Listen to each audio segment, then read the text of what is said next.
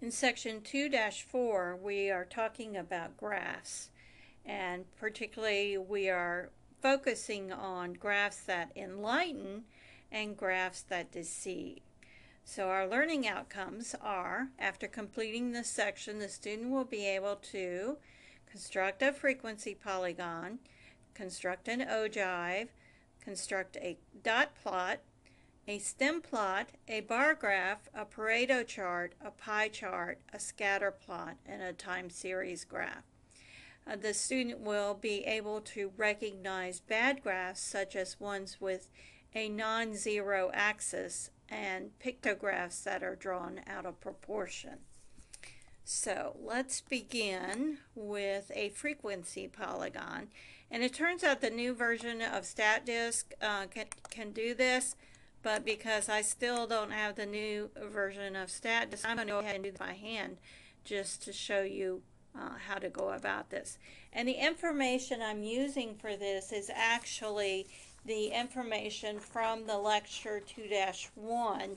So you may want to open that up, the second page where you can see the scores, the frequency, the midpoints.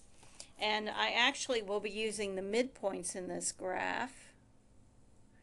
And I do want to give it a title.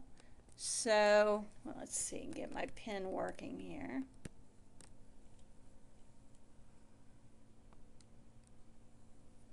There we go. Okay, so this is a frequency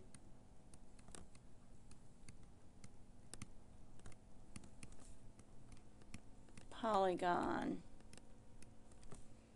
of exam scores. So you want to remember to give your graph a title,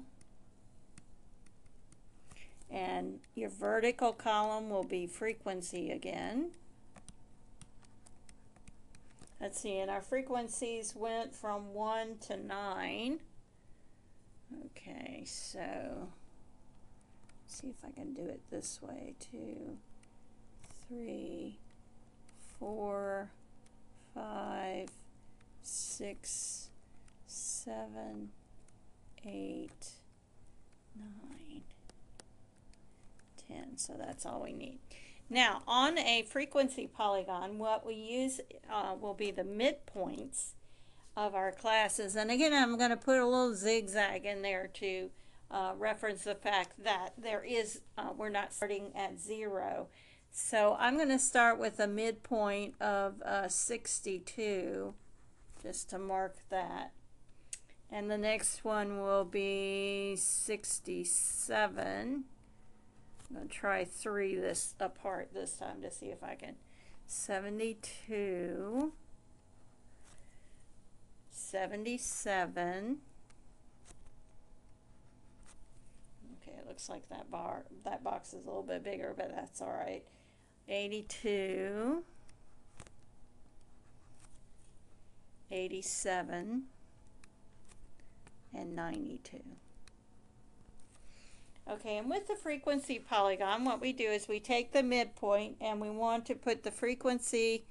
So in the first case, it's 1. We're going to put a dot there. For the 67, it's a 3.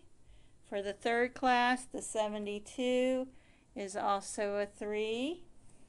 For the next class, a 77, it's a 9.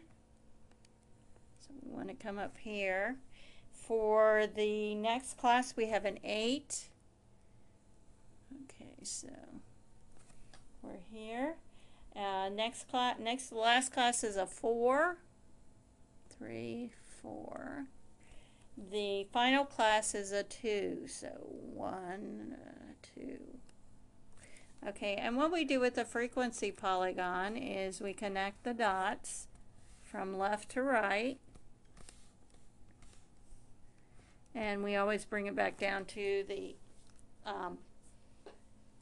horizontal axis. So that would be the frequency polygon of that set of grades, the scores on the exam. So again, don't forget a title, and I really should put a title for this axis down here as well, scores.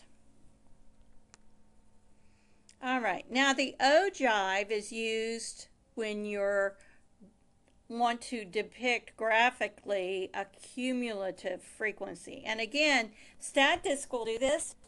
It's been improved, so it will do this. Again, I'm going to do this by hand simply because I have an older version of StatDisk on this computer that won't do this type of graph. But the newer versions do. So what I want to do is, again, put the different numbers that we have. So like 65, 70. All right, so remember on our cumulative frequency table, what it looks like is it has less than 65 is 1, less than 70 is 4, less than 75 is 7, less than 80 is 16, and so forth. So what we want to do, we've got to have our frequencies, cumulative frequency. Okay, and we've got to go up to 32. So this time I'll do this 6, 8, 10, 12, 14. I don't know if we're going to make it. 16. Nope, we're not going to make it. Let me erase these. Eraser. Alright, so let me count by fives. I'm not sure what happened here. I think I got an extra line in there.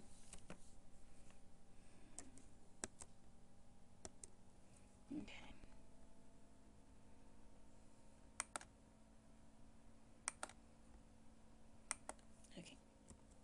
Okay, there we go. Fixed it. Alright, so let's count by fives. I think that'll do it this time.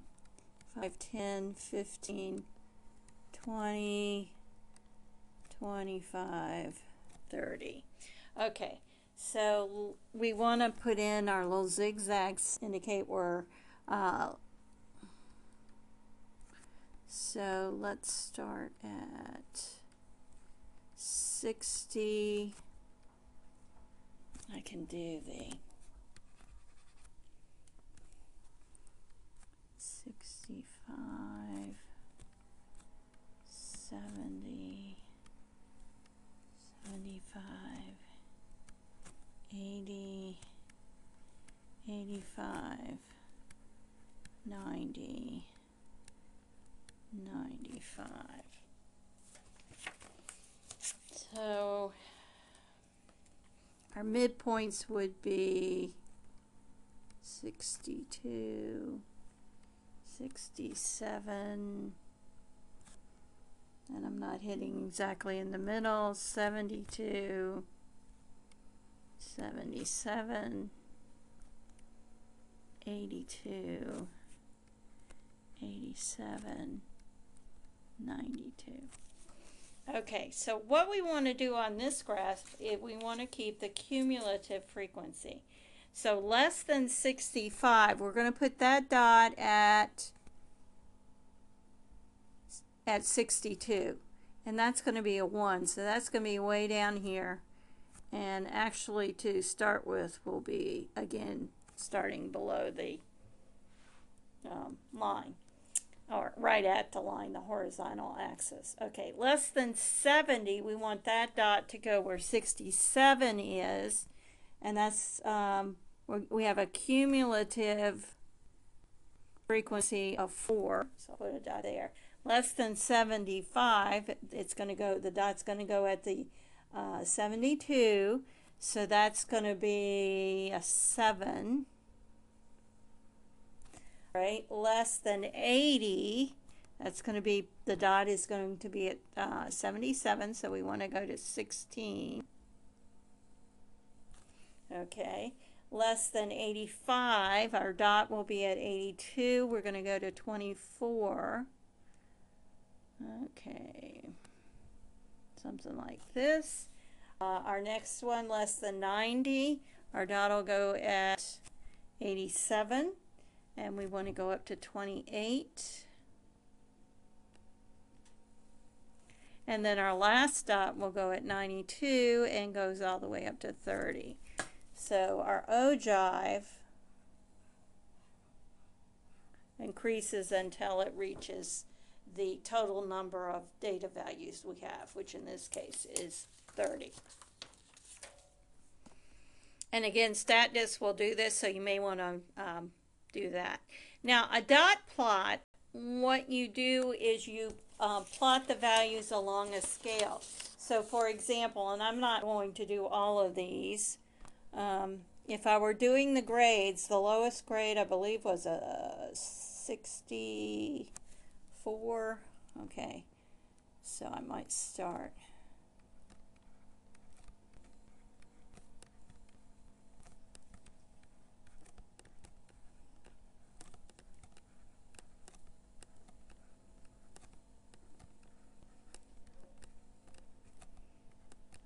And I'm going to go up to 75 here. Okay, technically I should go all the way up to the 90 that I have as the highest score. Okay, so I'm just going to do the portion from 60 to 75 simply because I don't have room for any more. So in the second column I have a 64, so I'd put a dot on the 64. When I get to, let's see, after that I have a 74, so I'd have a dot there. Let me take out one more. I've got two 76s in the first four columns, so I'd have two. All right, 68, I need a dot. 71, I need a dot. 66, I need a dot. 69, I need a dot. 71, I need another dot, and so forth. So you'd put, if for example there were 3 71s, you'd have 3 dots. If you had 5 76s, you'd have 5 dots. And that's the way it would continue. So notice you will get kind of a shape of the distribution, but you'll have the individual numbers as opposed to group data like we had in the histogram.